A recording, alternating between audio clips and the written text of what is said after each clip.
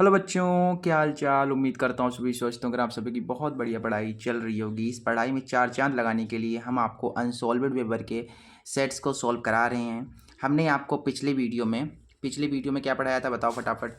जो लोग वीडियो देखते हैं, रेगुलर क्लासेस देखते हैं, उन सभी को तो पता ही होगा कि हमने जो है पिछली क्लास में आपको 2024 का सेट 6 आईए के ऑब्जेक्टिव्स कराए थे। जो ये ऑब्जेक्टिव्स हैं ये बहुत ही ज़्यादा इंपॉर्टेंट हैं। उम्मीद करता हूँ आपने कंप्लीट कर लिए होंगे, पढ़ लिए होंगे ध्यान से। ठीक है, सब कुछ मैंने समझाया था, सारे ऑब्जेक्टिव्स को डीपली समझाया था। ठीक है, आज हम आपको ये जो सेट 6 है इसके जो 2 4 6 नंबर वाले क्वेश्चंस हैं इन्हें सॉल्व करने वाले, ये जो आपको क्वेश्चंस दिख रहे हैं बेटा, इन सभी को हम सॉल्व करेंगे अपने स्टाइल में। ठीक है, क्लास में बोर नहीं होना है, क्लास को स्किप भी नहीं करना है। जो क्वेश्चन आपको आता है उसको आप स्किप कर सकते हैं, लेकिन नहीं आता है तो आपको देखना पड़ेगा, क्योंकि जो क्वेश्चंस अनसॉल्वेड पेपर में है ना वो सभी बहुत ही ज़्यादा इंपॉर्टेंट हैं। ये जो आपको क्वेश्चन दिख रहा है ये बोर्ड एग्जाम में पूछा गया है, कई बार पूछा गया है बोर्ड एग्जाम में। ठीक है, इसलिए ये इंपॉर्टेंट हो जाएगा। ठीक है, चलिए अब हम स्टार्ट करते हैं। तो वीडियो को कर दो लाइक और अपने फ्रेंड्स के पास इस वीडियो को शेयर जरूर कर दीजिएगा। चलिए स्टार्ट करते हैं। हमारा जो फर्स्ट क्वेश्चन है वो क्या कह रहा है, प्यारा सा क्वेश्चन है। देखिए, कह रहा है कि यदि बिंदु x, 5 और 2, -3 के बीच की दूरी 17 मात्रक है तो x का मान ज्ञात कीजिए। भाई दो बिंदु दिए गए, उनके बीच की दूरी दी गई है, x निकालना है। बहुत अच्छा क्वेश्चन है, बहुत ईजी क्वेश्चन है। ठीक है, जो रेगुलर क्लासेस देख रहे हैं ना उनके लिए ये क्वेश्चन बहुत ही ज़्यादा ईजी है। ठीक है, यहाँ पर देखिए क्या करना है हमें। सबसे पहले तो भाई जो जो चीज़ कही जाएगी उसे हम करेंगे। यहाँ पर डालिए इसका हल। देखो यहाँ पर पहले तो आपके पास एक बिंदु ये है और एक बिंदु ये है। पहला बिंदु तुम्हारे पास है x, 5 और बेटा दूसरा बिंदु तुम्हारे पास क्या है, ये तुम्हारा है 2, -3 है।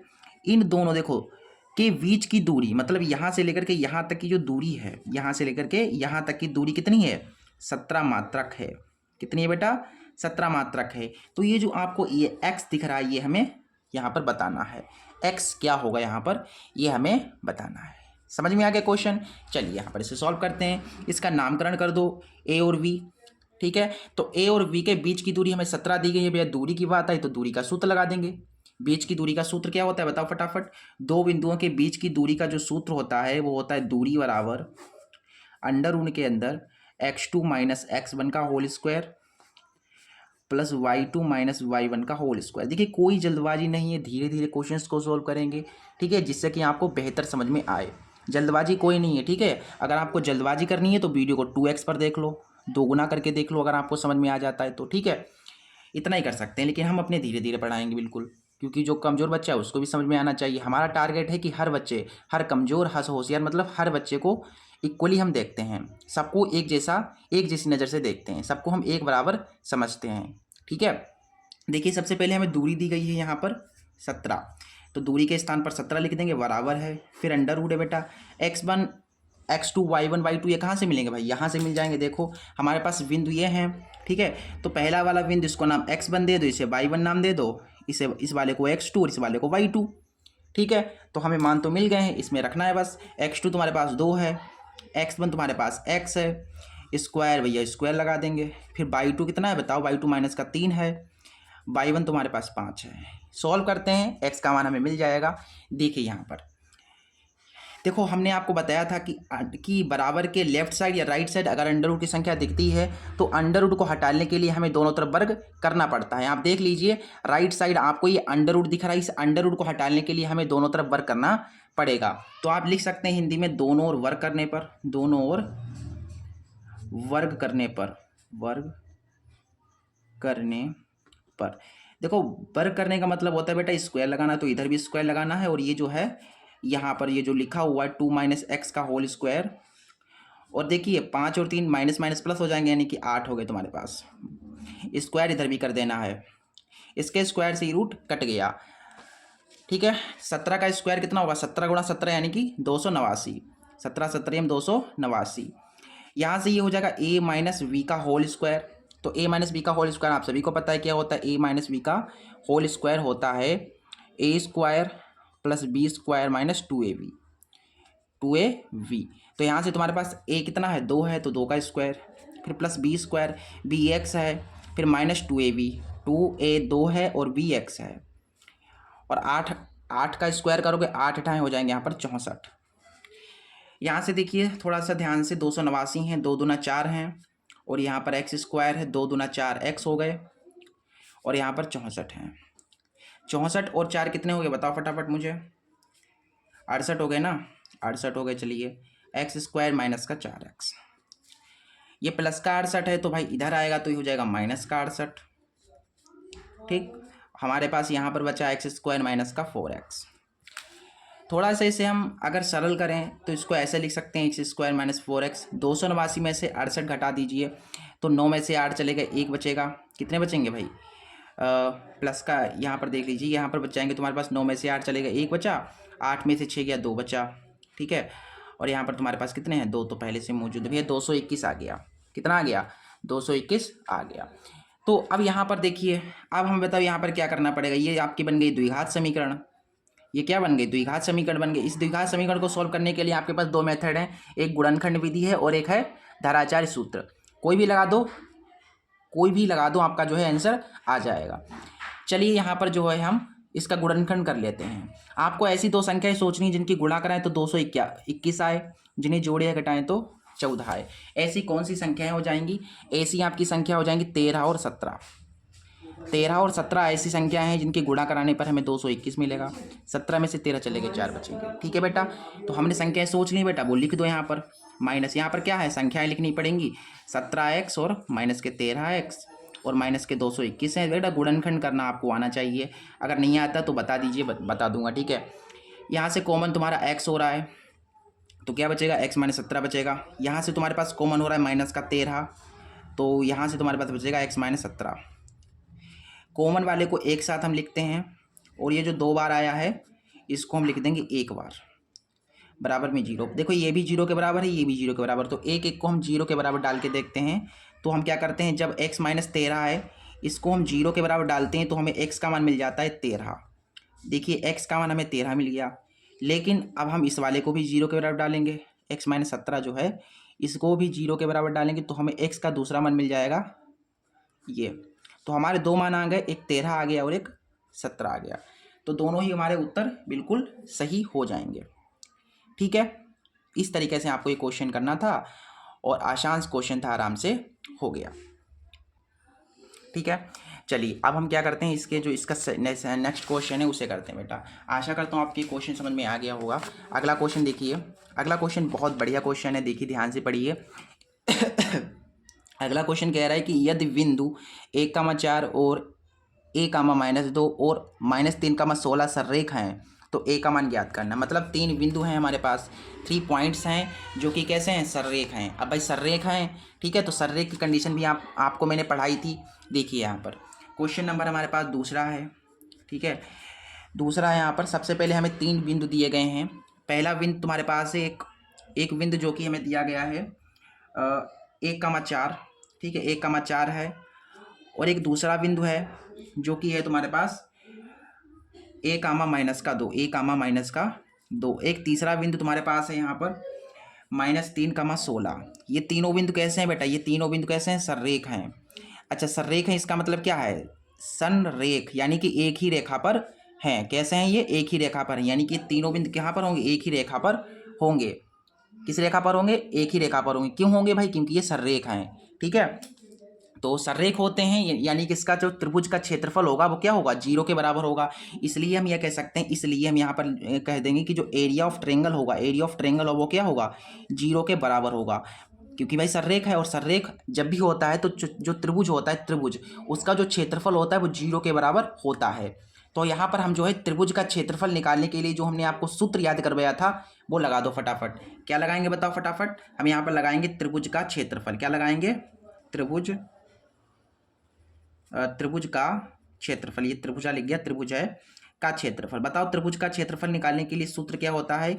ये होता है 1/2 x1/2 - y3 प्लस x2, फिर होता है यहाँ पर y3 - y1 और प्लस x3 होता है, फिर y1 - y2।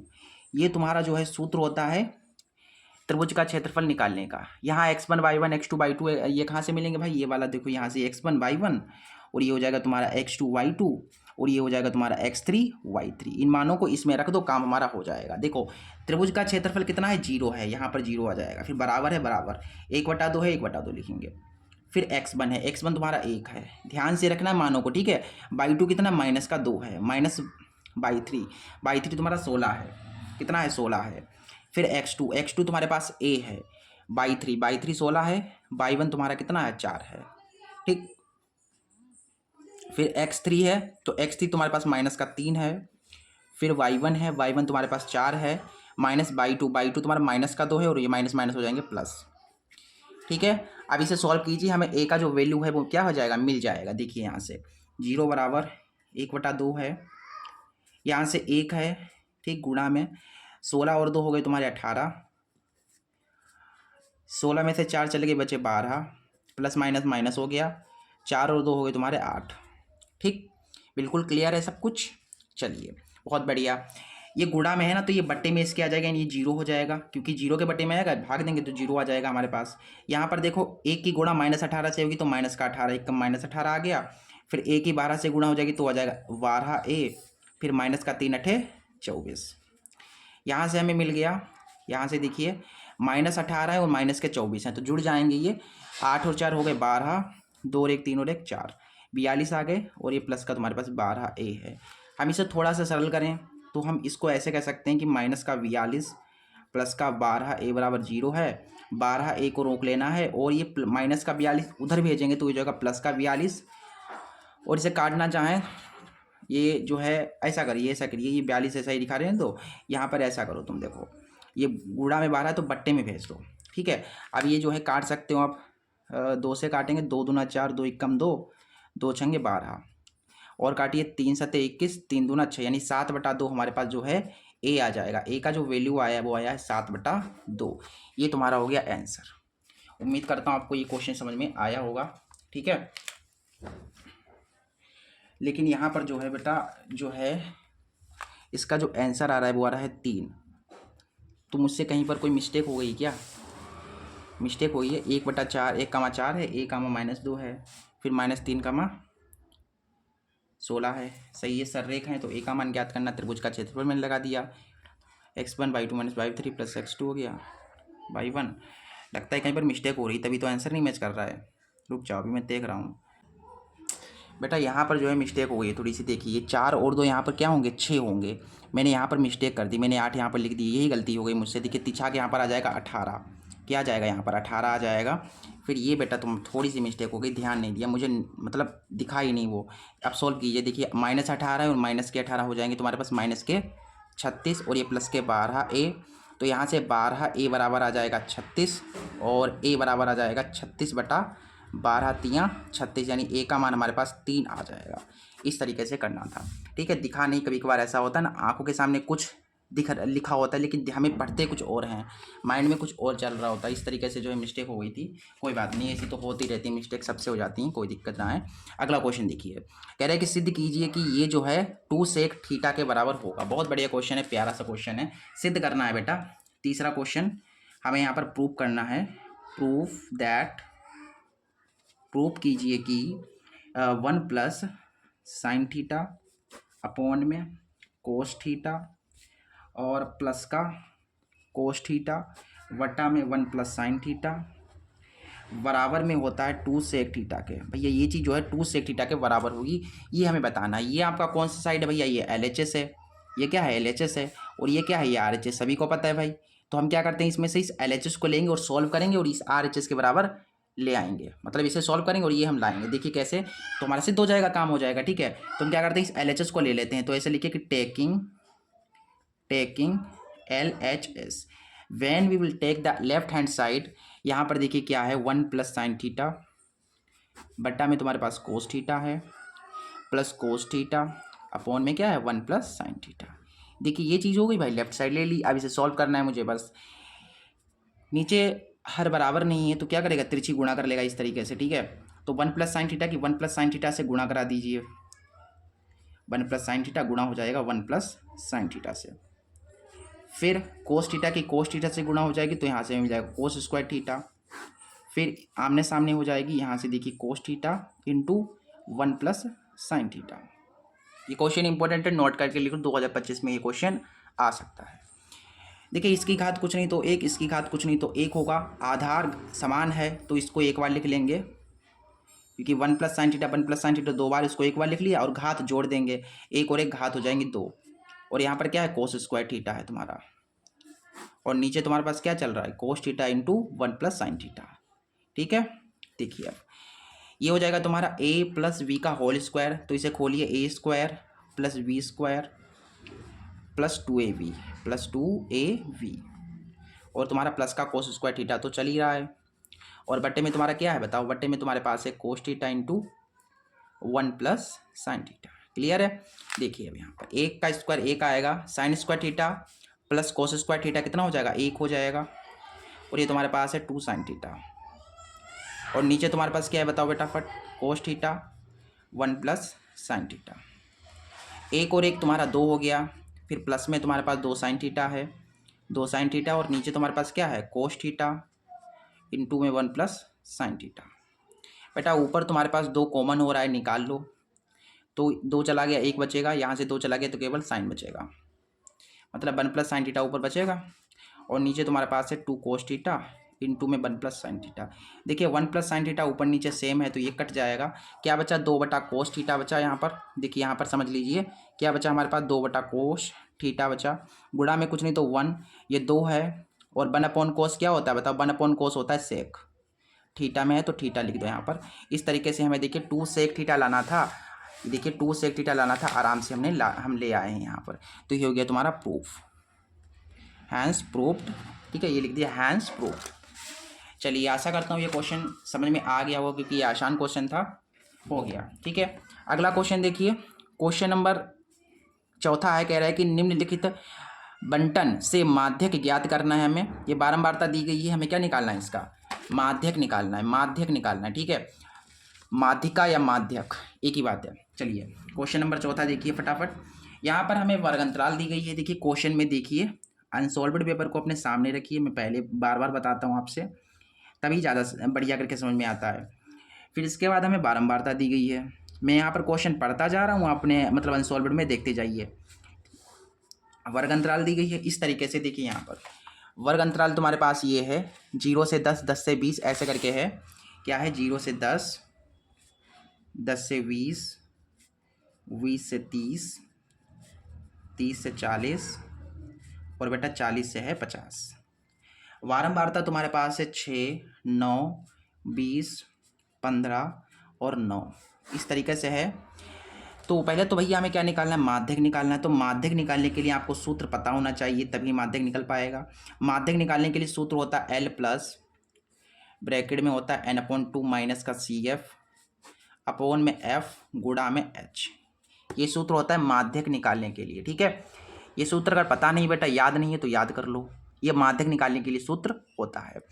यहाँ पर तुम्हें किन किन मानों की जरूरत पड़ेगी, यहाँ L पता होना चाहिए, F, H, CF, N ये सब कुछ पता होना चाहिए। देखिए CF, तो सबसे पहले CF हमें क्या करना पड़ेगा, बनाना पड़ेगा। CF का मतलब होता है संचयी बारंबारता, तो यहाँ पर हम क्या करते हैं, CF बना लेते हैं। देखो CF जब भी आपको माध्यक निकालना हो बेटा, तो CF आपको बनानी पड़ेगी।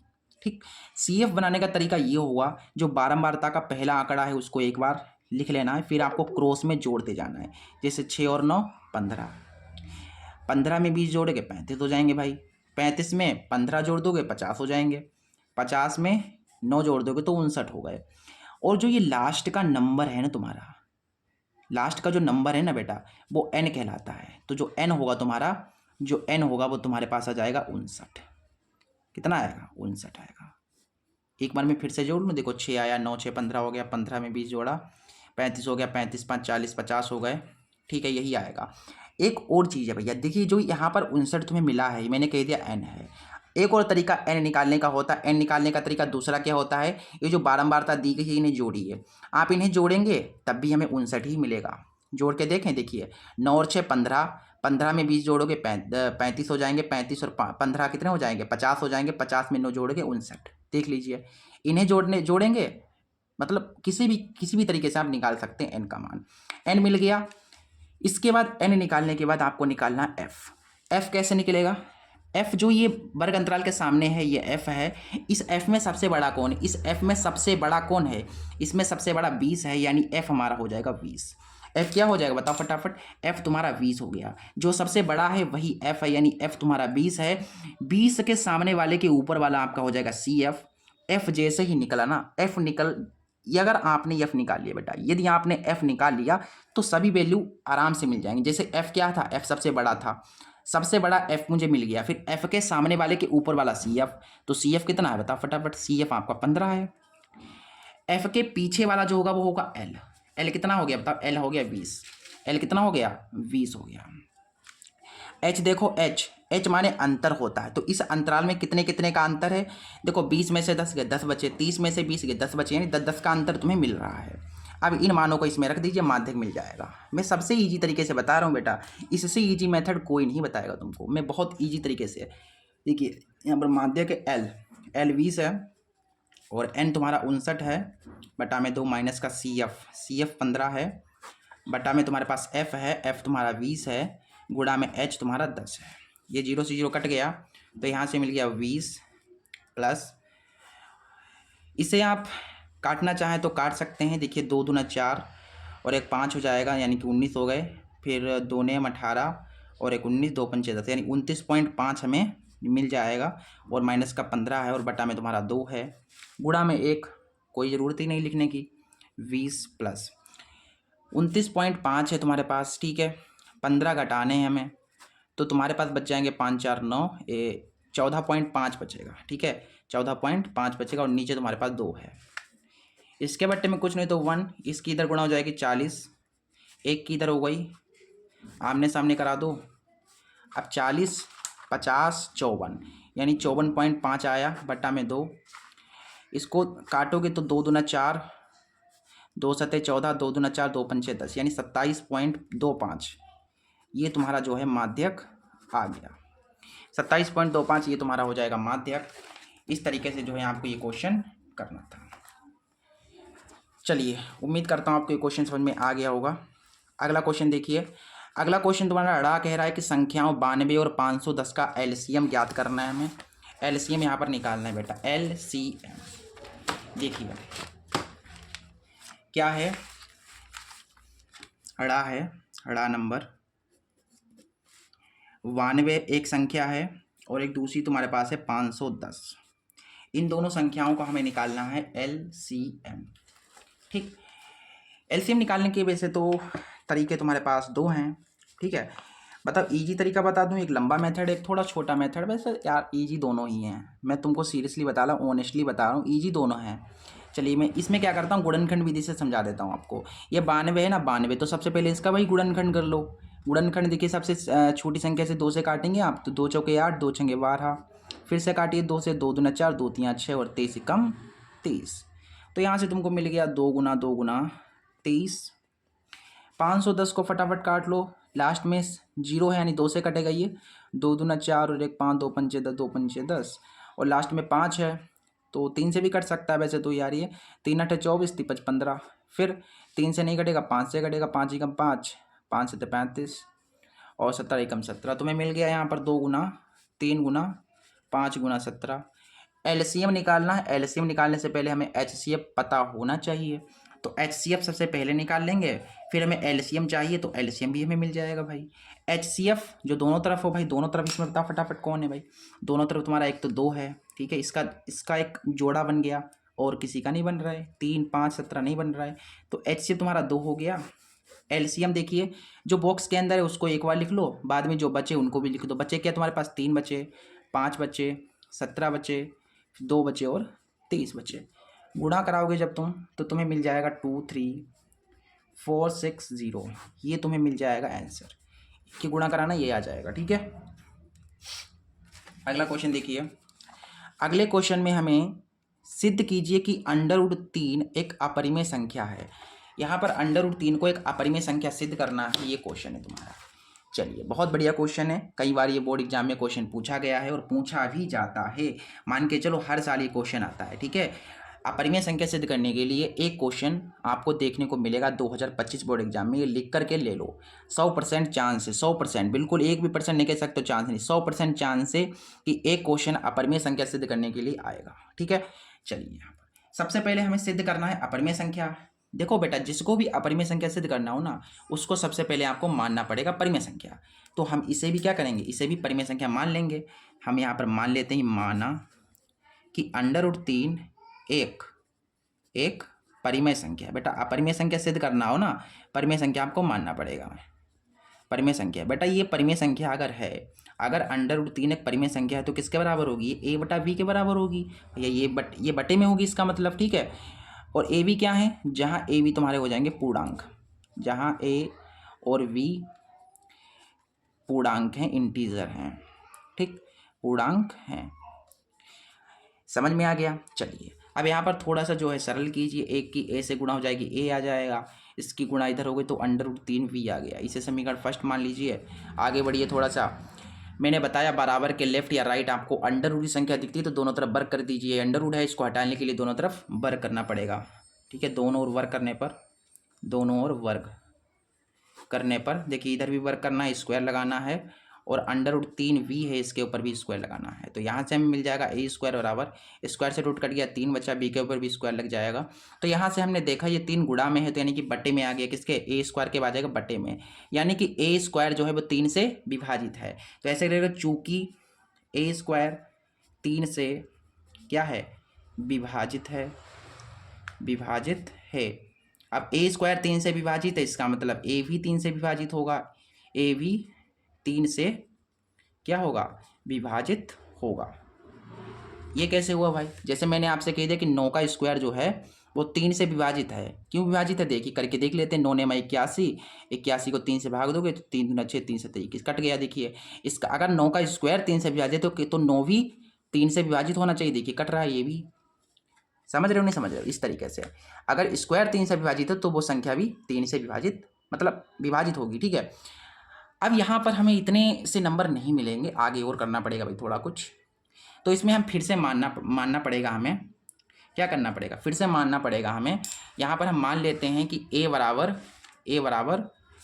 3 k मान लेता हूँ। k क्या है, जहाँ k कोई क्या है बताओ, पूर्णांक है। यहाँ पर जो है ये चीज़ हमें मिल गई। यहाँ पर देखिए a बराबर 3 के, और समीकरण फर्स्ट में आपको a का मान दिया गया है, तो ये जो a का मान √3v है इसे हम इस समीकरण में रख देंगे। तो ऐसे चलिए कि समीकरण फर्स्ट से, कहाँ से, समीकरण फर्स्ट से a बराबर क्या है, √3v है, तो इसी के स्थान पर हम लिख देंगे √3v, और बराबर में तुम्हारे पास 3 के है। अब क्या करेंगे, ये अंडर रूट की संख्या होगा, इसको हटाने के लिए वर्ग करना पड़ेगा। देखिए दोनों ओर वर्ग करने पर, दोनों ओर वर्ग करने पर भाई √3v है, इधर भी वर्ग करना है, और ये 3k है, इधर भी वर्ग करना है। तो यहाँ से वर्ग से ये कट जाएगा, रूट कट जाएगा, 3 बचेगा, और b के ऊपर भी वर्ग है, स्क्वायर है। 3 का स्क्वायर करोगे तो कितना हो जाएगा, 3 3 9 हो जाएगा, और k के ऊपर भी स्क्वायर लगा हुआ है। यहाँ से हमें थोड़ा सा और थोड़ा जो है दिमाग लगाना है, और ये क्वेश्चन हो गया। ठीक है, अप्रोक्स हो गया है सब कुछ इसमें। देखिए 3 से ये कट रहा है तुम्हारा, 3 3 9, यानी कि यहाँ से आ गया b² बराबर 3k²। तो यहाँ से आप देख सकते हैं कि जो 3 गुणा में है, यानी कि इसके बट्टे में जा रहा है, b² के बट्टे में, इसका मतलब b² 3 से विभाजित है। तो इस प्रकार से लिख लो जैसे ऊपर लिखा था कि b² 3 से विभाजित है, इसलिए b भी किससे विभाजित होगा, 3 से विभाजित होगा। अब यहाँ पर आपने देखा कि a भी 3 से विभाजित है और b भी 3 से विभाजित है। इसका मतलब इन a और v, ये जो संख्या है तुम्हारी a और v हैं, इनका HCF कितना है, 3 है, क्योंकि ये 3 से कट रही है भाई। अब भाई विभाजित तीनों देखो, a भी 3 से विभाजित है और b भी 3 से विभाजित है, यानी इनका जो HCF होगा वो क्या होगा, 3 होगा। तो इस तरीके से हम यहाँ पर कह सकते हैं कि चूँकि a व v का HCF 3 है, जो कि 1 के बराबर नहीं है, कह सकते हो 1 नहीं है, नहीं है। अगर इनका HCF 1 हो जाता तो ये जो है अपरिमेय संख्या कह सकते हो, ये परिमेय संख्या हो जाती, लेकिन इसका HCF 1 आ गया, 1 नहीं आया, 3 आया। क्योंकि आप जानते हो अपरिमेय संख्याएं हैं, जो भी अपरिमेय संख्याएं होती हैं उनका HCF 1 होता है। इसलिए हम यहाँ पर स्टेटमेंट लिख देंगे कि A और B जो है संख्या उनका HCF 3 है, जो कि 1 के बराबर नहीं आया है। इसलिए हम कह देंगे अतः √3 एक अपरिमेय संख्या होगी, अपरिमेय संख्या होगी। समझ में आ गया? बहुत बढ़िया। ये क्वेश्चन करना था आपको इस तरीके से। अगला क्वेश्चन देखिए, नेक्स्ट क्वेश्चन देखिए। अगले क्वेश्चन में हमें क्या करना है, एक सारणी दी गई है जिससे हमें बहुलक ज्ञात करना है। ये सारणी है बेटा, देख लीजिए, वर्ग अंतराल बारंबारता है और इसमें हमें निकालना है बहुलक। 22वें का है का, हमें यहाँ पर वर्ग अंतराल दी गई है, वर्ग अंतराल है तुम्हारे पास, और बारंबारता दे रखी है, बारंबारता दे रखी है, और बैकग्राउंड में नॉइज़ आ रहा है उसको इग्नोर कर दीजिएगा, क्योंकि बैकग्राउंड में थोड़ा बहुत नॉइज़ आ सकता है। ठीक है, 10 से लेकर के 20 है, फिर 20 से लेकर के 30 है, फिर 30 से लेकर के भाई 40 है, और 40 से लेकर के 50 है। मतलब ऊपर वाला जैसे माध्यक था वैसे यहाँ पर भी है। फिर आगे तुम्हारे पास जो है बारंबारता है 6, 11, 21, 23 एंड 14। ठीक, हमें निकालना है बहुलक। तो बहुलक निकालने के लिए सूत्र बताइए, फटाफट बताइए, कहते बिल्कुल बिना रुके फटाफट टाइप कीजिए कमेंट बॉक्स में। बहुलक का सूत्र क्या होता है? बहुलक का सूत्र होता है L प्लस F, क्या होता है? L प्लस होता है F1 minus F0 minus F0 बटा में 2F1 minus F0 minus F2 गुणा में H। देखिए मैं भी बहुत कम जो है, मतलब बहुत कम यूज़ करता हूँ ये सूत्र, कभी कभी कराना पड़ जाता है बहुलक वगैरह तो माइंड से उतर जाता है ना कभी एक बार। ये जो सूत्र है हमारे माइंड से भी अभी मुझे लगा था 1 मिनट के लिए उतर गया वो ये सूत्र। इसलिए यहाँ से ये सिद्ध हो गया कि प्रैक्टिस इज़ वेरी इंपॉर्टेंट। आपको प्रैक्टिस करती रहनी मतलब चाहिए। गणित प्रैक्टिस मांगती है, जितनी आप प्रैक्टिस करोगे उतनी ही ज़्यादा गणित आपकी मजबूत होती जाएगी। फार्मूला को 2 महीने तक नहीं देखोगे तो भूल जाओगे फार्मूला। लगातार मतलब आपको हफ्ते 2 हफ्ते में फार्मूला को देखते रहना है। फार्मूला को लिखिए एक पेज में, एक चार्ट में, और उसको जो है अपने सामने अपने रूम में टांग लीजिए, और जिससे कि आपकी रोज़ उस पर नज़र पड़ती रहेगी। ये स्ट्रेटेजी आपको अपनानी है। चलिए, हम तो अपने टॉपिक से भटक गए थे, यहाँ पर आ जाओ। ये क्वेश्चन है, इसमें आपको F1, F0, F2, LH इसकी ज़रूरत पड़ेगी। तो बेटा देखो बहुत सिंपल सा तरीका है F1 निकालने का। F1 निकाल लिया, F0, F2 आराम से आ जाएंगे। ये F है, इसमें सबसे बड़ा कौन है भाई बताओ? इसमें सबसे बड़ा 23 है, यानी कि भैया F1 तुम्हारा हो जाएगा 23। जो सबसे बड़ा वही F1, F1 के ऊपर वाला F0, F1 के नीचे वाला F2, F1 के पीछे वाला जो है, F1 के जो पीछे वाला होगा वो L कहलाएगा, और H माने होता है अंतर। अंतर कितने कितने का? 10 का अंतर है। बस इन मानों का फटाफट रख दो करते बिना रुके। देखो L कितना है? 30 है। F1 तुम्हारे पास कितना है? 23 है। F0 तुम्हारे पास 21 है, बटा में 2F1 minus F0 minus F2, F2 14 है। H तुम्हारा 10 है। यहाँ पर सॉल्व कीजिए फटाफट जल्दी बल्दी। 23 में से 21 चले गए, 2 बचे। 23 दूना हो जाएंगे तुम्हारे पास 46, और माइनस का 21 करना है, फिर तुम्हें 14 करना है, गुणा 10 से दे देनी है। 46 में से आपको क्या करना है? पहले 21 घटाना है, तो 5 25 बचेंगे, फिर 14 घटा देने हैं, 13 बचेंगे। ठीक है, नहीं 13 नहीं बचेंगे यार, 11 बचेंगे, सॉरी 11 बचेंगे ना, 11 बचेंगे। यहाँ 2 और नीचे 11 और गुणा में 10 है। 30 प्लस 10 दूना 20 बटा में 11। इसे गुणा कराएंगे तो 11 3 33, 0 20 कम 20 और 11 एकम 11। इन्हें जोड़ेंगे आप तो हमें मिल जाएगा ये, और बट्टे में ये। सॉल्व कीजिए, 350 को 11 से भाग दीजिए, 11 3 33, 34 35 2 बचे, फिर 11 एकम 11, फिर 9 बचेंगे, फिर 9 यानी 90, 11 88, 31.8 के करीब लगभग तुम्हारा जो है बहुलक आ जाएगा। कितना आ जाएगा बताओ? कुछ इस तरीके से तुम्हारा जो है बहुलक निकल आया है, 31.81 करीब में ये है। ठीक है, ये क्वेश्चन तुम्हारा हो गया। बहुत आसान सा क्वेश्चन है, बहुलक निकालना, माध्यक निकालना, माध्य निकालना। मैंने वैसे तो समझाया भी है जब मैंने बुक पढ़ाई थी, और अभी तो मैंने और भी बढ़िया करके बता दिया। चलिए चलिए अगला क्वेश्चन देखिए।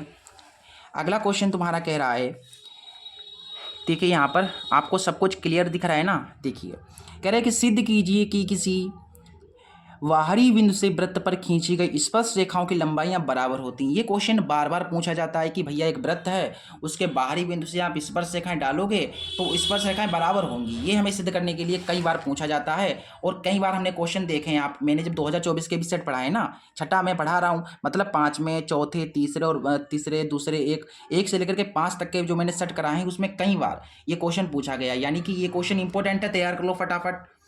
ठीक है, ये इंपॉर्टेंट क्वेश्चन है क्योंकि बार बार ये क्वेश्चन आ रहा है। कहा गया है कि भैया एक वृत्त है, वृत्त का एक बाहरी बिंदु खींच लो, इस बाहरी बिंदु से आप स्पर्श रेखा अगर डालोगे दोनों स्पर्श रेखाओं की लंबाइयां बराबर होंगी। मतलब ये स्पर्श रेखा इस स्पर्श रेखा के बराबर, ये हमें सिद्ध करके दिखाना है। देखिए ये वैसे तो मैंने कई बार क्वेश्चन कराया है यार, सिद्ध करना है तो ये आपके लिए ईजी होगा, आप खुद कर सकते हैं वैसे तो। ठीक है, जिन बच्चों को नहीं पता उनको बता दे रहा हूँ। देखो सिद्ध करना है हमें कि भैया इसको मान लो ए, इसको इस वाले बिंदु को बी मान लो, इस वाले बिंदु को जो है तुम सी मान लो। ठीक है, यानी कि जो ए बी है वो किसके बराबर है, ए बी जो है ये जो लंबाई है इस ए सी के बराबर है। ये हमें सिद्ध करके दिखाना है।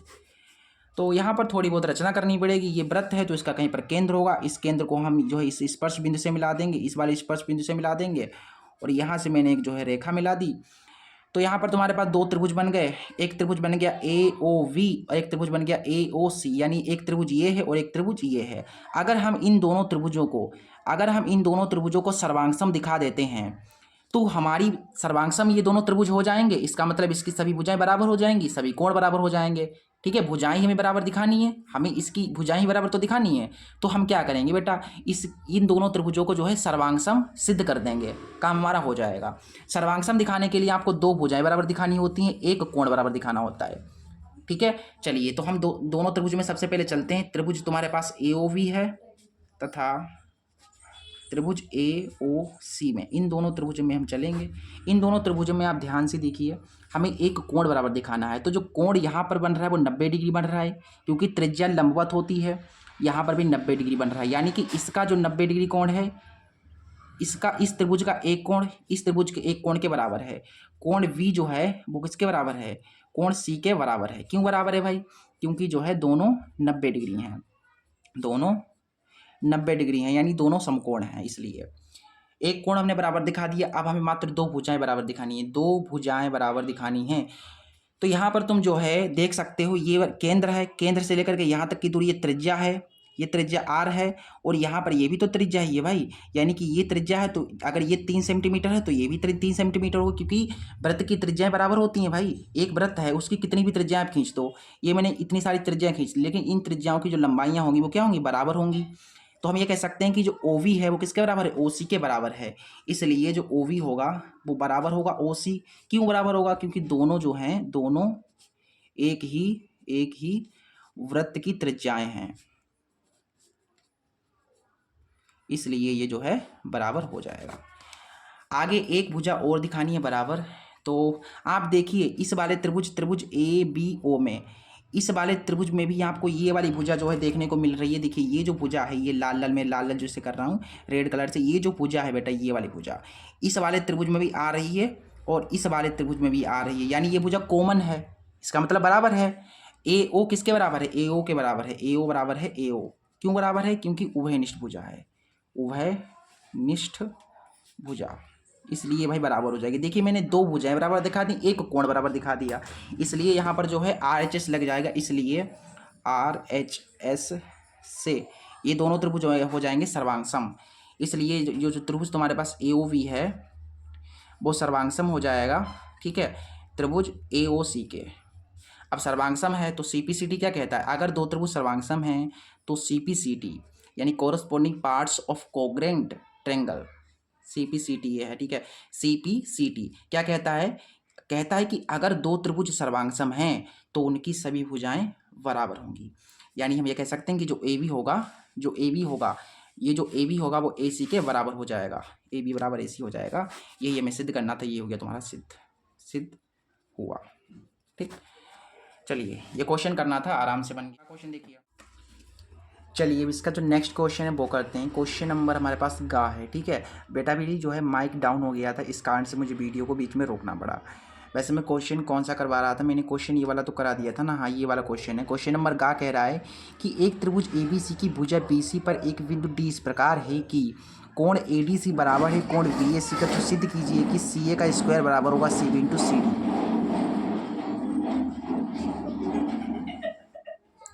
तो देखो बेटा इसे हम कैसे करेंगे। देखो यहाँ पर तुम्हारे पास ये क्वेश्चन जो है ना बेटा, ये इंपॉर्टेंट क्वेश्चन है 2025 के लिए। इंपॉर्टेंट क्वेश्चन है, इंपॉर्टेंट की लिस्ट में इसे डाल लीजिए, ठीक है।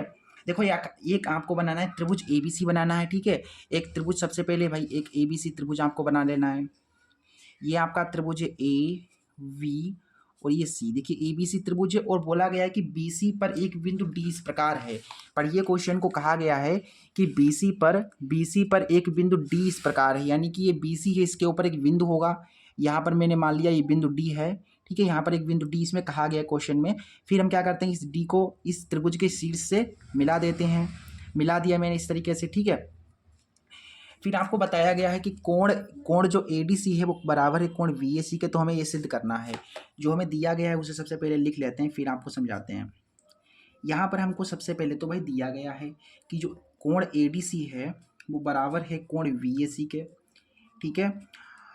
हमें सिद्ध करके दिखाना है, सिद्ध करना है।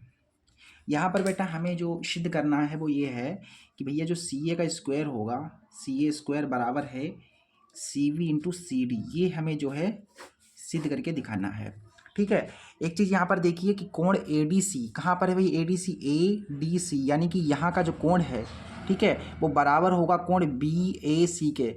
BAC यानी इस वाले कोण के ये बराबर है। यहाँ का जो कोण अगर 30 डिग्री है तो ये पूरा का पूरा 30 डिग्री होगा। ये चीज़ हमको दी गई है, हमें ये लाना है बेटा। तो ये कैसे आएगा, ये आएगा तब जब आप इस ABC को इस त्रिभुज ADC के समरूप दिखा दोगे तो हमारा काम हो जाएगा। समरूप दिखा दोगे तो इनकी संगत भुजाओं का अनुपात बराबर हो जाएगा। समरूप दिखाने के लिए आप भुजाएं बराबर दिखा दो या कोण बराबर दिखा दो, ठीक है। हम कोण को बराबर दिखा देंगे क्योंकि यहाँ पर एक कोण बराबर दिया गया है, एक और हम बराबर दिखा देंगे तो समरूप हो जाएगा, ठीक है।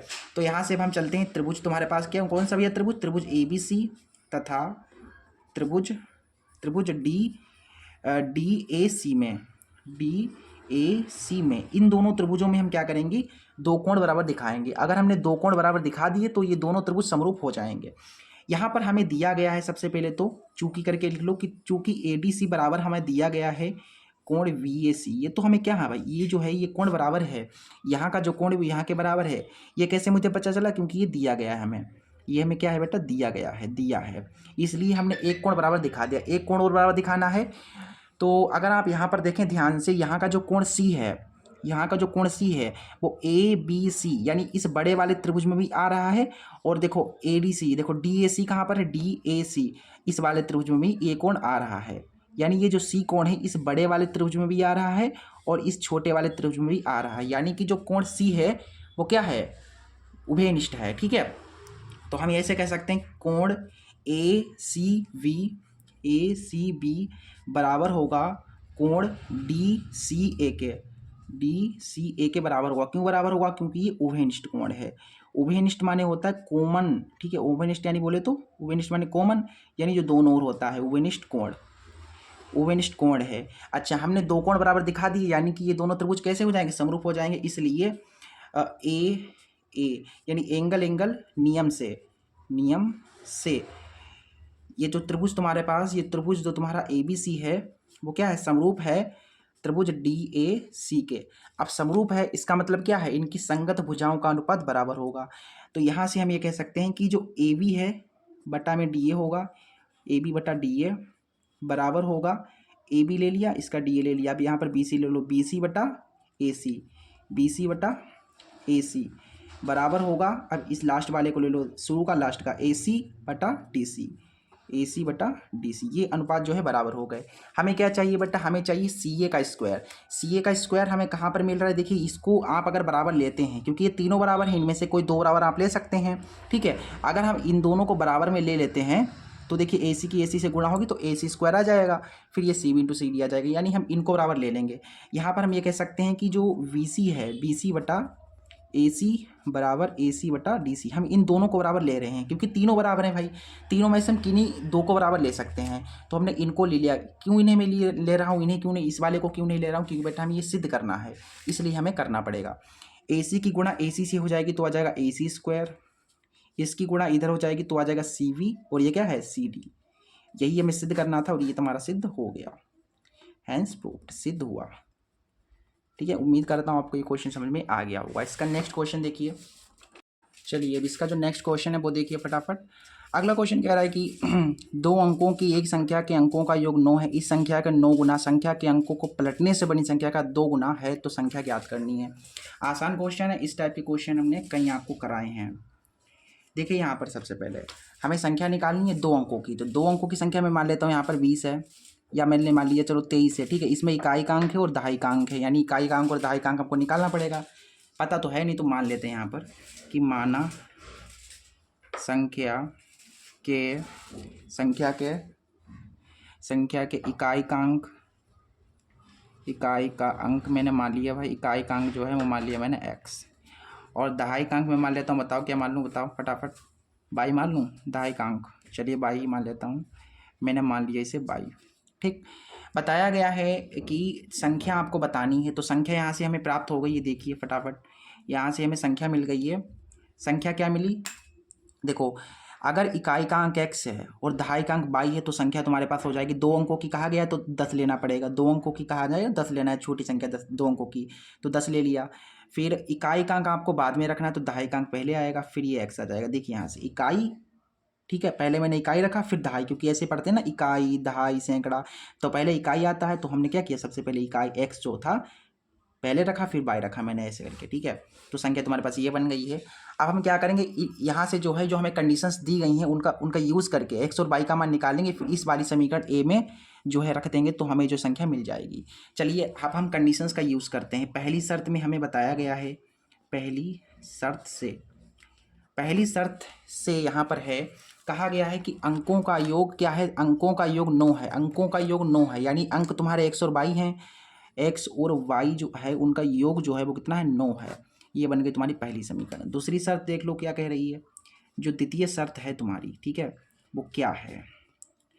द्वितीय शर्त में कहा गया है कि इस संख्या का 9 गुना संख्या के अंकों को पलटने से बनी संख्या का 2 गुना है।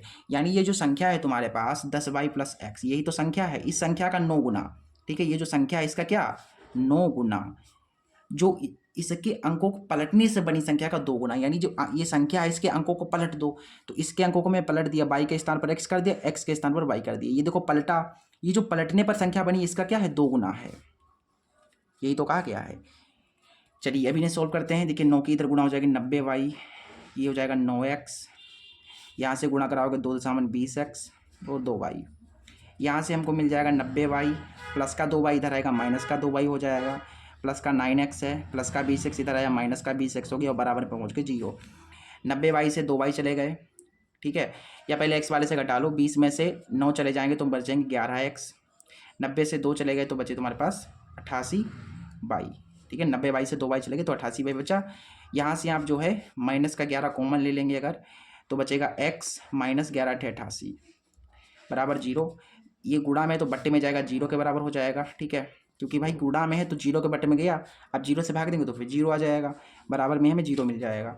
तो यहाँ से हमें मिल गया x - 8y बराबर 0, यानी कि x बराबर 8y, x बराबर 8y मिल गया। यानी इस x का मान आप समीकरण फर्स्ट में रख करके y का मान निकाल सकते हो।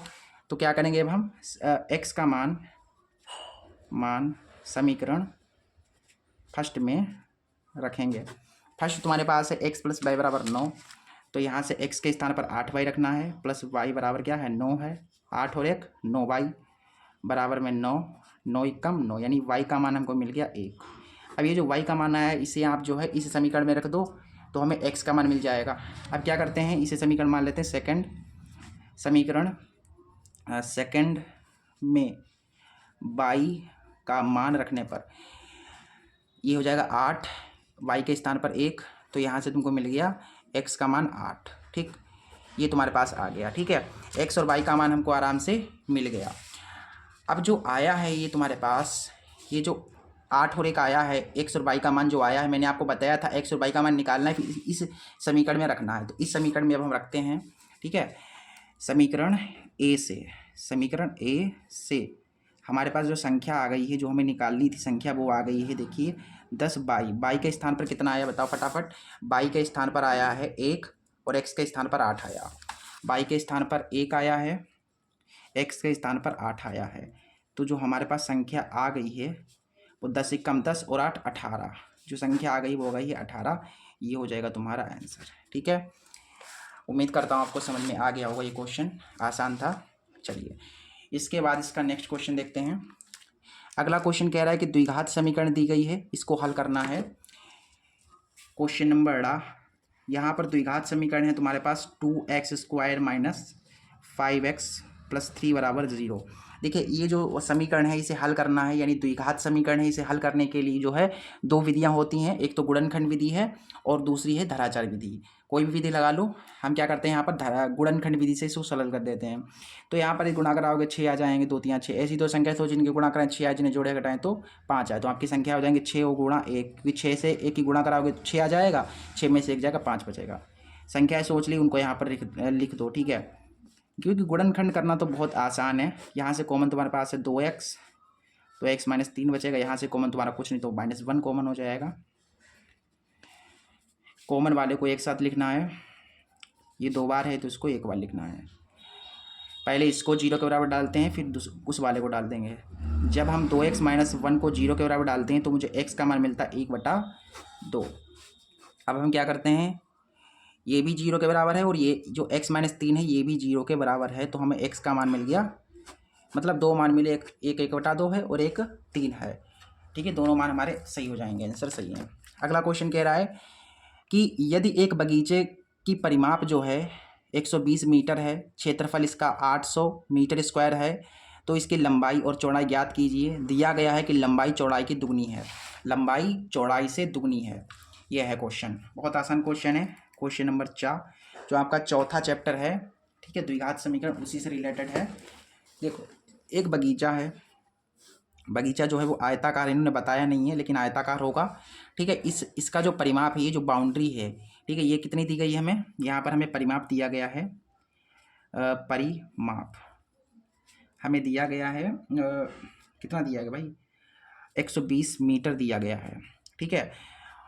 ये है हमें दिया गया, समीकरण फर्स्ट मान लेते हैं। आगे बताया गया कि क्षेत्रफल जो है वो 800 मीटर स्क्वायर है। जो परिमाप जो तुम्हारे पास जो ये है आयत है, क्या है, आयत है, उसका क्षेत्रफल भी हमें दिया गया है। आयत का क्षेत्रफल हमें दिया गया है यहाँ पर 800 मीटर स्क्वायर, और हमसे कहा गया है अकॉर्डिंग टू द क्वेश्चन, यहाँ पर हमसे कहा गया है कि लंबाई चौड़ाई से दुगनी है।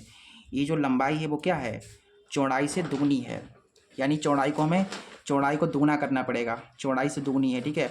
इस तरीके से लंबाई बराबर चौड़ाई की दुगनी कर दिया, ठीक है। अब यहाँ पर आ जाओ, हमें लंबाई चौड़ाई निकालनी है, आसानी से ये हो जाएगा क्वेश्चन। आयत का क्षेत्रफल क्या होता है, लंबाई गुणा चौड़ाई, लंबाई गुणा चौड़ाई, और यहाँ से है तुम्हारे पास 800। लंबाई कितना है तुम्हारे पास, लंबाई के स्थान पर आप लिख सकते हो चौड़ाई गुणा 2, ठीक है। क्या लिख सकते हो, चौड़ाई गुणा 2, और ये तुम्हारे पास चौड़ाई तो पहले से ही है, यहाँ से हो गया 800, ये कट जाएगा तो हो जाएगा 400। यहाँ से चौड़ाई की चौड़ाई से गुणा होगी तो चौड़ाई स्क्वायर आ जाएगा, और यहाँ से आ जाएगा 400। तो हमें यहाँ से चौड़ाई जो मिलेगी वो मिलेगी, देखिए स्क्वायर हटा लेंगे रूट लग जाएगा, तो यहाँ से तुमको चौड़ाई मिल गई है। 400 का वर्गमूल होता है बेटा 20, तो जो चौड़ाई होगी वो होगी 20। इस चौड़ाई का मान आप इस वाली समीकरण में रख सकते हो, तो लंबाई मिल जाएगी समीकरण सेकंड से आप देखिए लंबाई हमें मिल गई है, चौड़ाई की दुगनी कर देनी है, तो यहाँ से तुमको लंबाई मिल जाएगा, देखिए 2 20 दूना 40 मीटर। देख लीजिए ये तुम्हारा हो गया आंसर। लंबाई कितनी है, 40 है और चौड़ाई 20 है। क्वेश्चन आसान था, आराम से हो गया। क्लास 8 का क्वेश्चन था, क्लास 8 वाले बच्चे जो है ना वो लोग कर लेंगे इसे, क्वेश्चन बहुत आसान था। अगला क्वेश्चन तुम्हारे पास ये है, कह रहा है कि निम्नलिखित समीकरण को हल कीजिए। ये 2 समीकरण दी गई हैं, इन्हें हल करना है। देखिए मैं इनका जो है समीकरण मैं आपको बना कर दे रहा हूँ, इसे आप कर लेना खुद, ठीक है। मैं थोड़ी समीकरण में आपको बना करके दे रहा हूँ, इसको सरल करके।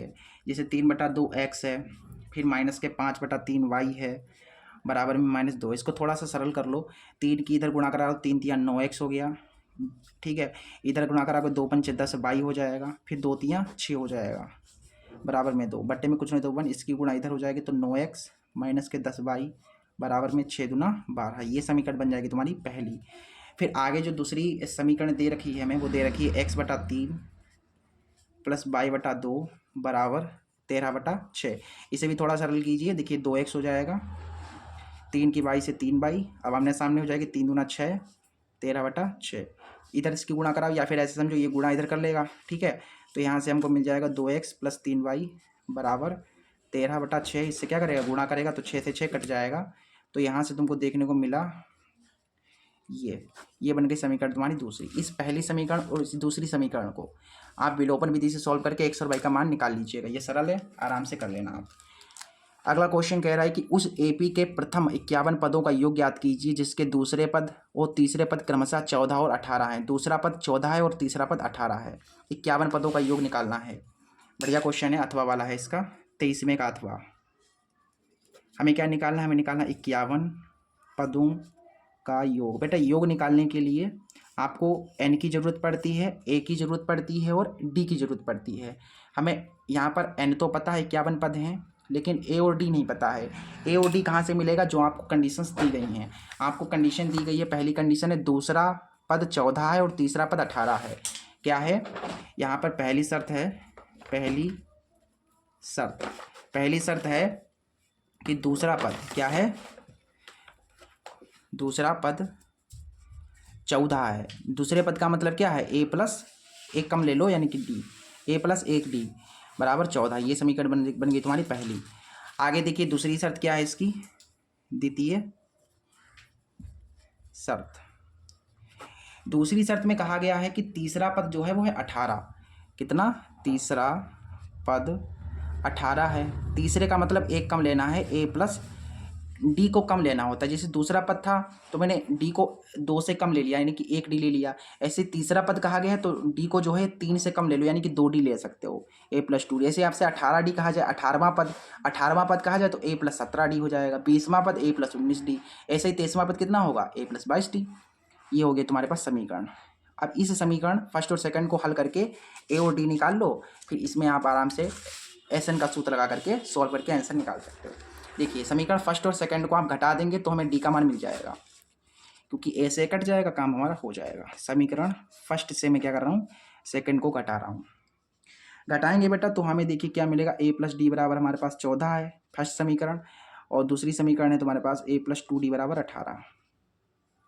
घटा रहे हैं तो ये चिन्ह बदल जाएंगे, a प्लस है तो माइनस, a प्लस है तो माइनस। 2 से 1 चला गया तो बचा माइनस का d।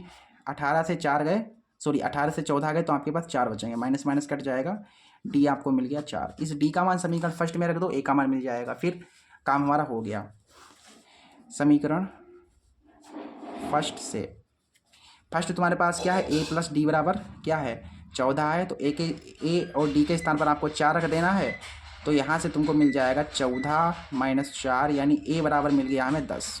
देख लीजिए हमने ए और डी निकाल लिया है। अब ये ए और डी, हमने हमारा टारगेट ए और डी निकालना था। अब आराम से हम ऐसे योग निकाल लेंगे। अब हमें क्या निकालना है, 51 पदों का योग आराम से आ जाएगा। देखिए अब क्या कर रहे हैं हम, 51 पदों का योग निकाल रहे हैं। तो योग निकालने के लिए सूत्र तुम्हारा क्या होता है, बताओ फटाफट, क्या होता है बताओ फटाफट। SN बराबर होता है n/2 2a plus n-1 into D. बेटा n के स्थान पर 51 पद हैं तो 51 रखना पड़ेगा, यहाँ से 51 रखना पड़ेगा, और n के स्थान पर 51 है, ठीक है। ए कितना आया है, ए तुम्हारा 10 आया है, 51 माइनस 1 इंटू डी के स्थान पर 4। यहाँ से देखिए 51/2, 2 दशामन 20, 51 में से 1 चला गया, 50 बचा, 50 और ये 4 गुणा में है, 51/2। देखिए इसकी गुणा कराइए तो 200 हो गए, 200 में 20 जोड़ दोगे तो 220 आ जाएंगे। काटना चाहो तो 2 एकम 2 ऐसे कट गए। तो यहाँ से तुमको देखो 110 में आपको 51 से गुणा देनी है, 0 1 1 0 5 एकम 5 5 एकम 5 0 1 5 और 1 6, मतलब 56 10। ये आ जाएगा तुम्हारे पास योग। 51 पदों का योग आ गया तुम्हारे पास ये, ठीक है, 5610। आशा करता हूँ ये क्वेश्चन आपको समझ में आया होगा, बहुत आसान क्वेश्चन था, आराम से बन गया। चलिए इसका नेक्स्ट क्वेश्चन देखिए। अगला क्वेश्चन नंबर 24 कह रहा है, 6 नंबर का प्रश्न है। कह रहा है कि एक मीनार के ऊपर एक झंडा लगा है, ठीक है। मीनार के आधार से 10 मीटर की दूरी पर एक मीनार तथा झंडे के शिखर के उन्नयन कोण क्रमशः 45 डिग्री और 60 डिग्री हैं। मतलब शिखर के साथ देखिए, मीनार तथा झंडे के शिखर के उन्नयन कोण 45 डिग्री और 60 डिग्री हैं। झंडे की लंबाई बतानी है। मतलब एक मीनार है, उसके ऊपर झंडा लगाना है हमें। देखिए जो कहा गया है उसे हम करते हैं। सबसे पहले तो चित्र बन गया तो काम हमारा हो गया, ठीक है। हमारा टारगेट रहेगा बढ़िया चित्र बनाना। चित्र बिल्कुल सही बनना चाहिए। सही कैसे बनेगा, जो कहेगा उसमें वही हम कर देंगे। एक मीनार बनाना है भाई, मैंने बना लिया मीनार। इस मीनार के ऊपर बोला है झंडा लगा हुआ है। क्या है, मीनार के ऊपर एक झंडा लगा हुआ है। तो ये मीनार है बेटा, इस मीनार के ऊपर क्या करोगे, एक झंडा लगा दोगे। तो मैंने क्या किया, यहाँ पर जो है इसके ऊपर एक झंडा ऐसे करके लगा दिया। ये झंडा लगा दिया, लाल लाल झंडा लगा हुआ है कुछ इस तरीके से, ये झंडा लग गया। यहाँ तक मीनार है। इस मीनार को मैं नाम दे देता हूँ ए और बी। और ये किस पर खड़ा होगा, ज़मीन पर खड़ा होगा। इसे नाम मैं दे देता हूँ सी, ठीक। ये नाम दे दिया मैंने। फिर इसके बाद बोला गया है कि मीनार के आधार से, मीनार ये है, मीनार का आधार ये रहेगा। मीनार का आधार है, आधार से 10 मीटर की दूरी पर, यानी यहाँ से लेकर के यहाँ तक मान लो 10 मीटर, यहाँ तक मान लो, ठीक है। मतलब यहाँ से लेकर के यहाँ तक 10 मीटर की दूरी है, ठीक है। इस वाले बिंदु से कहा गया है कि मीनार तथा झंडे के शिखर कोण, मतलब मीनार के साथ 45 डिग्री है। इस मीनार के साथ कितने डिग्री का है भैया कोण, 45 डिग्री का कोण है। और बोला गया, मीनार के बाद बोला गया झंडे के साथ है 60 डिग्री का कोण। इस झंडे के साथ बन रहा है 60 डिग्री का कोण, ये है। तो हमें जो है क्या बताना है, हमें बताना है यहाँ पर खंबे की ऊंचाई।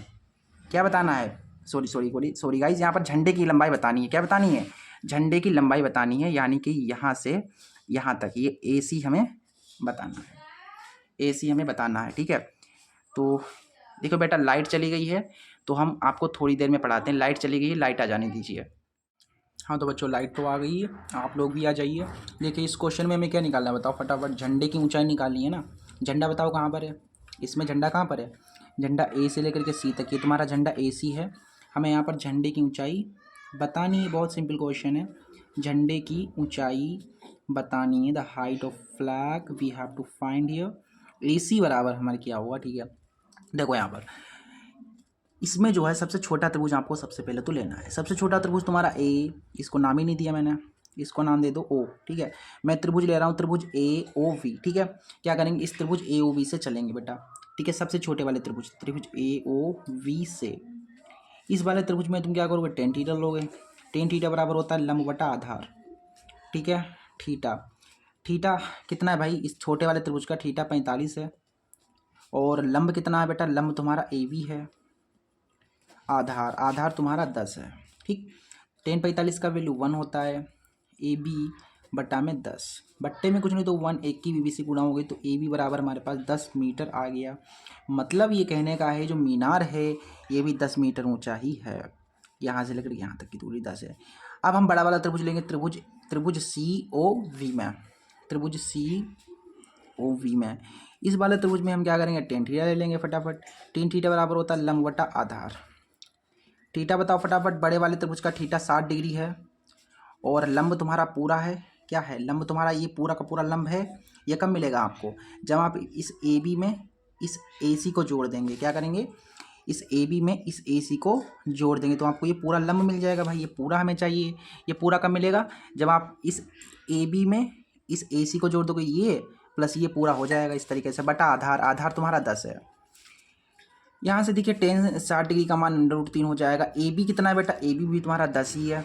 AB कितना है, 10 है। फिर यहाँ पर AC है, बट्टा में तुम्हारा 10। थोड़ा जूम कर लेता हूँ, आपको शायद छोटा छोटा दिख रहा होगा, ठीक है। अब चलिए यहाँ पर देखिए, बट्टे में कुछ नहीं तो 1, इधर गुणा हो जाएगी इसकी तो हो जाएगा 10 प्लस AC, इसकी इधर गुणा हो गई तो ये आ जाएगा 10√3। हमें AC मिल गया है, हमारा जो आंसर आ गया है वो कुछ इस तरीके से, प्लस का 10 इधर है, माइनस का 10 हो गया। तो झंडे की ऊंचाई हमें कॉमन लेने पर मिल गई है ये मीटर में। ये तुम्हारी हो जाएगी झंडे की ऊंचाई। It's your right answer. लिख दीजिए अतः झंडे की ऊंचाई कितनी होगी 10 इंटू √3 माइनस 1 मीटर हो जाएगी। ये तुम्हारा हो जाएगा आंसर। उम्मीद करता हूँ आपके क्वेश्चन समझ में आ गया होगा। बहुत आसान क्वेश्चन था, उम्मीद क्या करनी है आपको तो समझ में आ ही गया होगा। क्वेश्चन बहुत ज़्यादा आसान था। ठीक है, चलिए बेटा इसका नेक्स्ट क्वेश्चन देखिए। अगला क्वेश्चन भी इसी से संबंधित, जैसे क्वेश्चन नंबर मैंने किया है ना 24वां, वैसे ही आपको इसका अथवा वाला भी करना है। बोला गया है कि 50 मीटर ऊंची मीनार की चोटी से एक खंबे के ऊपरी सिरे और आधार के अवनमन कोण के अनुसार 45 डिग्री और 60 डिग्री है, तो हमें खंबा की ऊंचाई बतानी है। यानी कि मीनार है, उसकी चोटी पर एक खंबा है, मतलब इसी टाइप का बिल्कुल क्वेश्चन है। वह उसमें क्या था, झंडा था और इसमें खंबा है। मैं चित्र बना दूंगा, आपको ये क्वेश्चन खुद कर लेना है, इसका अथवा वाला है ना। मैं चित्र बना दे रहा हूँ आपको, क्योंकि चित्र बनाने में प्रॉब्लम हो सकती है। क्या है, पहले तो भाई मीनार है, मीनार के ऊपर लगा हुआ एक खंबा। मीनार तुम्हारा ए बी है, मान लेता हूँ ए बी है, इसके ऊपर एक खंबा लगा हुआ इस तरीके का, ठीक है, और ये भूमि पर होगा ना मीनार। फिर बोला गया है कि एक खंबा लगा हुआ है, कहा गया है देखिए 50 मीटर ऊंचे मीनार, 50 मीटर ऊंचा मीनार है, यानी कि यहाँ से लेकर के यहाँ तक की दूरी जो है ये 50 मीटर है। ठीक है, ये हमें 50 मीटर दी गई है। चोटी से एक खंबे के मीनार की चोटी से एक खंबे के ऊपरी सिरे, मीनार की चोटी से खंबे के ऊपरी सिरे और आधार के अवनमन कोण। नहीं भाई, रुक जाओ, गलत हो गया थोड़ा सा। इसमें ये नहीं कहा गया था इसके ऊपर है, ये गलत हो गया, चित्र गलत बन गया। फिर से देखिए, चित्र गलत बन गया, मैंने पढ़ा नहीं ध्यान से पूरा क्वेश्चन और मैं करने लगा। देखिए इसमें क्या है, इसमें अलग इसका चित्र बनेगा बेटा। इसमें चित्र बनाना है सबसे पहले, एक क्या है, एक मीनार है और एक खंबा है। क्योंकि यार मैंने दिमाग लगाने वाली बात है ना, यहाँ पर लॉजिक वाली बात है कि खंबा जो होगा वो मीनार के ऊपर थोड़ी ना खड़ा होगा, ये गलत है। ठीक है, क्या है भाई, सबसे पहले एक मीनार है, ठीक है, मीनार के सामने एक खंबा है, कुछ इस तरीके से खंबा है बेटा। ठीक है, और बोला गया है कि जो मीनार की ऊंचाई है वो है 50 मीटर, यानी ये जो मीनार है तुम्हारा ये 50 मीटर ऊंचा है। ठीक है, ये दोनों के दोनों कहाँ पर खड़े होंगे, ज़मीन पर खड़े होंगे, इससे इसको भी मिला दीजिए। फिर बोला गया है कि खंबे के ऊपरी सिरे और आधार के अवनमन कोण, मीनार की चोटी से, मीनार की चोटी यानी कि यहाँ से, आप यहाँ से जो है देखेंगे, आप यहाँ से देखेंगे तो खंबे के ऊपरी सिरे के साथ और आधार के साथ बनेगा 45 डिग्री 60 डिग्री, मतलब इसके साथ बन रहा है अवनमन कोण 45 डिग्री और आधार के साथ बन रहा है 60 डिग्री। सिंपल सी बात है, यहाँ पर 45 है और यहाँ पर है 60 डिग्री। बाकी अवनमन कोण है तो हमेशा ऊपर ही बनता है, तो आपको यहाँ पर बनाना है 45 डिग्री और यहाँ पर बनाना है 60 डिग्री।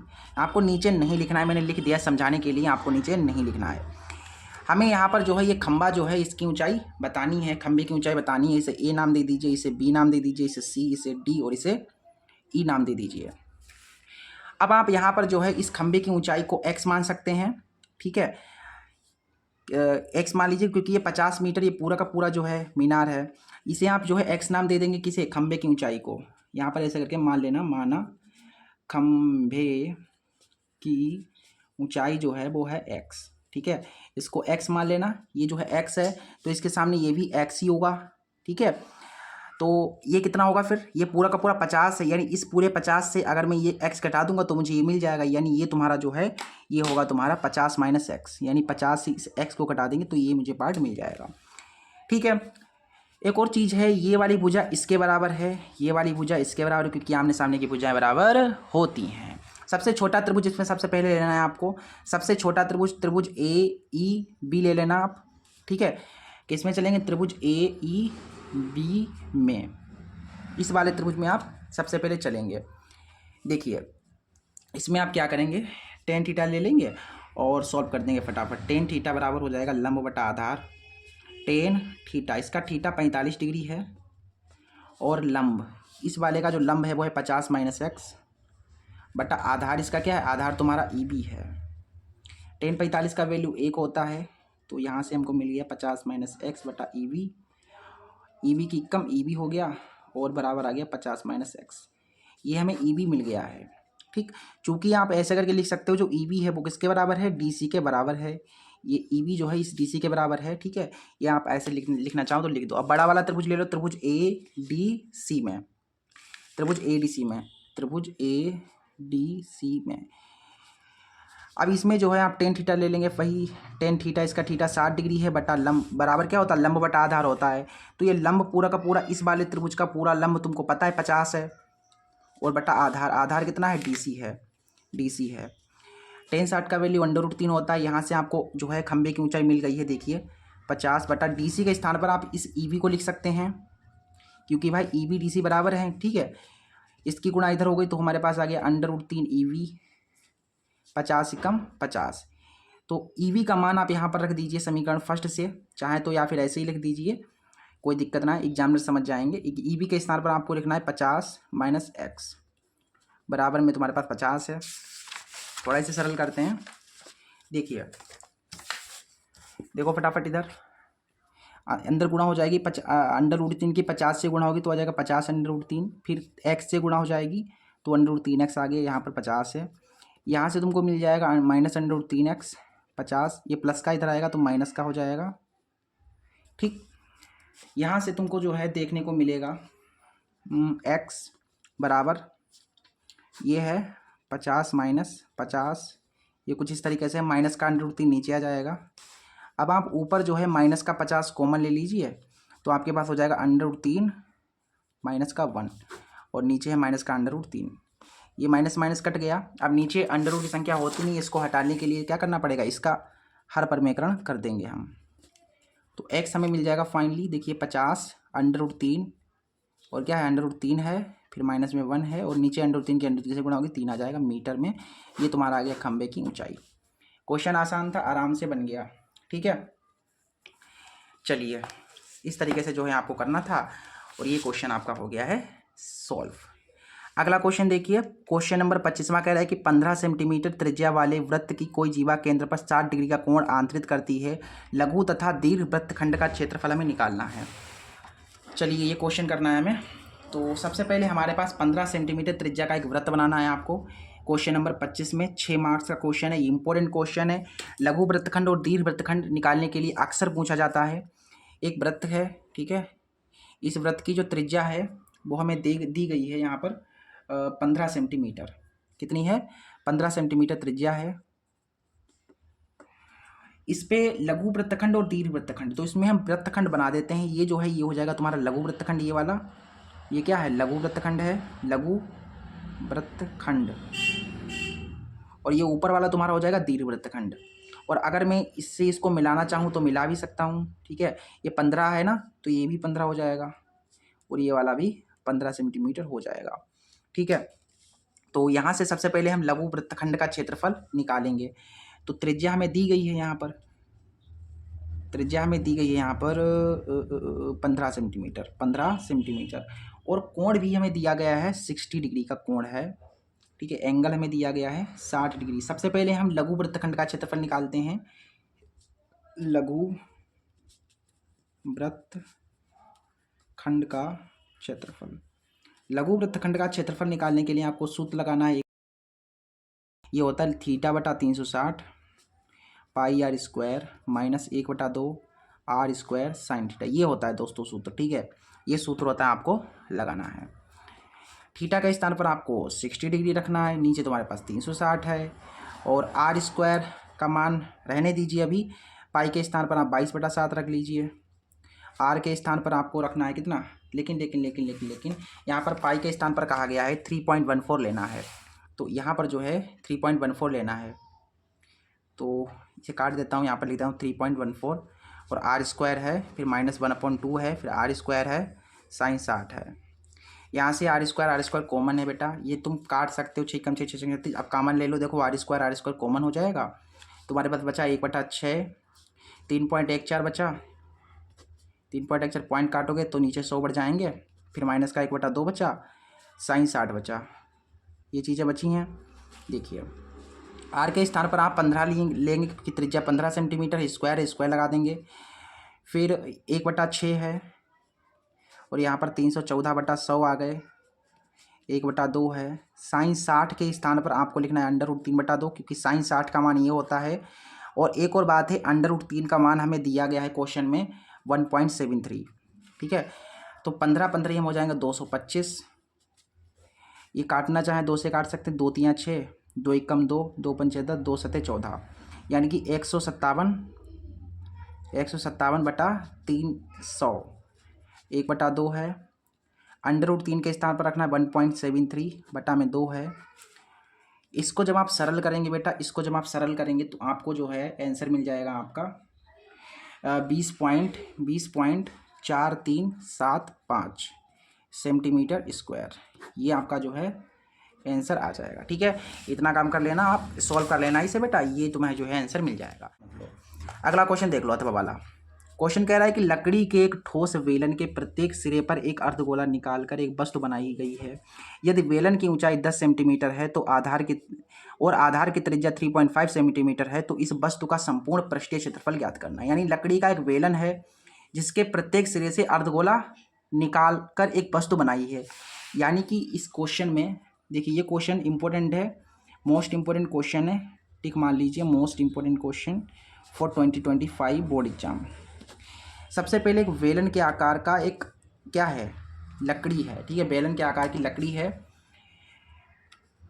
और बताया गया है जो लकड़ी है उसके दोनों सिरों से अर्धगोला निकालकर एक वस्तु बनाई गई है। जैसे ये लकड़ी है, ठीक है, इसका ये वृत्त होगा कुछ इस तरीके से, ये मतलब कुछ इस तरीके से बेलन होगा, ऐसे समझो, ये बेलन होगा कुछ इस तरीके से। इसी में से क्या किया है कि अर्धगोला ऐसे करके निकाल लिया है, यहाँ से और यहाँ से ऐसे करके अर्धगोला निकाल लिया है। ये जो पार्ट है ये निकाल लिया गया है इन्होंने, ऐसे करके ये निकाल दिया है इन्होंने। तो अब यहाँ पर जो ये बेलन का एक आकार बन गया है, ये इस आकार में देखिए जो है ठोस आ गया है। ये जो ठोस आया है इसका हमें संपूर्ण पृष्ठीय क्षेत्रफल निकालना है। हालांकि हमें यहाँ पर कुछ चीज़ें दी गई हैं, हमें यहाँ पर दिया है, वो पहले उसे लिख लेंगे। देखिए दिया है वेलन की ऊंचाई, वेलन की ऊंचाई हमको दी गई है यहाँ पर 10 सेंटीमीटर, त्रिज्या दी गई है, क्वेश्चन में ही हमको दिया गया ये सब। ठीक है, त्रिज्या जो आर दी गई वो 3.5 सेंटीमीटर है बेलन की, और इस अर्धगोले दोनों की त्रिज्याएं सेम ही है क्योंकि देख सकते हो, ठीक है, सेम है। तो हमें इस वस्तु का संपूर्ण पृष्ठीय क्षेत्रफल निकालना है। देखिए यहाँ से हमारा आंसर आ जाएगा संपूर्ण पृष्ठीय क्षेत्रफल। संपूर्ण पृष्ठीय क्षेत्रफल कैसे निकलेगा, देखिए ये बेलन है तो बेलन का संपूर्ण पृष्ठीय क्षेत्रफल ऐसे करके निकलेगा। देखिए कैसे निकलेगा, पहले बेलन का पृष्ठीय क्षेत्रफल उसमें आपको जोड़ना पड़ेगा इस दोनों अर्धगोलों का पृष्ठीय क्षेत्रफल, दोनों अर्धगोलों का पृष्ठीय क्षेत्रफल। अब आपको कि सर ये बताइए मुझे, ये तो काट लिया गया है, अब काट लिया गया सर तो ये जुड़ेगा घटेगा सर, नहीं भाई, आयतन कम होता है, पृष्ठ थोड़ी ना कम होता है। पृष्ठ क्या होता है पहले ये समझो। जैसे ये मेरा हाथ है, ठीक है, इस हाथ के जो अंदर का भाग है, ये ऐसे समझो कि गिलास जो होता है, गिलास के जो अंदर का भाग होता है वो पृष्ठ कहलाता है। अब भाई इसमें जैसे काट दिया गया है तो इसमें कुछ पृष्ठ बन गया होगा, लेकिन पृष्ठ गया थोड़ी ना, वो तो एक दूसरा आकार बन गया, तो जुड़ जाएगा, हमें घटेगा नहीं, क्योंकि आयतन होता है यहाँ पर, मुझे इसका आयतन निकालना होता तो घटाते हम। ठीक है, ये तो प्रश्न निकाल रहे हैं तो घटाएंगे नहीं, जोड़ेंगे। बेलन का पृष्ठीय क्षेत्रफल होता है 2πRh। दो अर्धगोले हैं तो 2 से गुणा करा देंगे। अर्धगोले का पृष्ठीय क्षेत्रफल होता है 2πr²। ठीक, स्क्वायर है, यहाँ से मानों को रख दीजिए। अब देखिए 2πr कॉमन है, 2πr कॉमन निकाल लेंगे तो यहाँ से बचेगा h प्लस, यहाँ से 1 2 गया, केवल 1 बचेगा, और πr चला गया, केवल 1 r बचा। ठीक है तो यहाँ से मान को रखेंगे, यहाँ पाई के स्थान पर 22/7 रख दीजिए, और r हमें दिया गया यहाँ पर 3.5, कितना दिया गया 3.5 दिया गया है, और h हमें दिया गया है 10, 2r है 3.5। इसको आप काटेंगे तो 0 बढ़ जाएगा, 5 7 35, 2 5 दूना 10, 7 7 कट गया, 2 से 2 कट गया, यानी कि यहाँ पर केवल 22 बचा, और 10 प्लस गुणा कराएंगे 2 3 6 और 1 7, यानी कि 22 10 और 7 17, 22 और 17 की गुणा कराइए फटाफट, 300 आ जाएगा, 374 सेंटीमीटर स्क्वायर, ये आ जाएगा तुम्हारा आंसर। ठीक है, ये तुम्हारा आ जाएगा कुल पृष्ठीय क्षेत्रफल, संपूर्ण पृष्ठीय क्षेत्रफल ये तुम्हारा जो है इस ठोस का आ गया है। इस तरीके से आपको जो मैंने ये सेट 6 आइए था, इसके सभी क्वेश्चंस आपको करा दिए हैं, अच्छे तरीके से कराए, सभी क्वेश्चन समझ में आपको आए। ठीक है, कोई भी क्वेश्चन में डाउट हो, ठीक है, तो ग्रुप को ज्वाइन कर लीजिए, जो व्हाट्सएप का ग्रुप है बेटा, उसे ज्वाइन कर लो, बिल्कुल फ्री है, इसमें कोई फीस कोई भी कुछ भी नहीं है। ग्रुप को ज्वाइन कर लो, आप जो भी क्वेश्चन पूछे जाते हैं कोई भी क्वेश्चन आपका हो वो पूछ सकते हैं, PDF जो भी हैं इंपॉर्टेंट क्वेश्चंस वो आपको सब मिलते रहेंगे ग्रुप में। ठीक है। व्हाट्सएप ग्रुप की जो लिंक है वो आपको जो है डिस्क्रिप्शन में मिल जाएगी, डिस्क्रिप्शन में मिल जाएगी, वहाँ से आप प्लीज़ चेकआउट करके ज्वाइन कर लीजिएगा, इसमें आपका बहुत ज़्यादा फ़ायदा है। चलिए, तो अगली वीडियो में हम, अगली क्लास में हम इसका जो सेट 7 IV है इसे कराएंगे, और इसके बहुत ज़्यादा डिमांड है ना 2024 का सेट 7 IV। ये कई बच्चे हमसे कह रहे थे कि सर करा दीजिए, तो अब उनका टाइम आ गया है, आराम से अब करें। ठीक है, कराएंगे, कल कराएंगे, इसका वीडियो आपको कल मिल जाएगा। चलिए, वीडियो पसंद आया हो तो वीडियो को लाइक कर दो।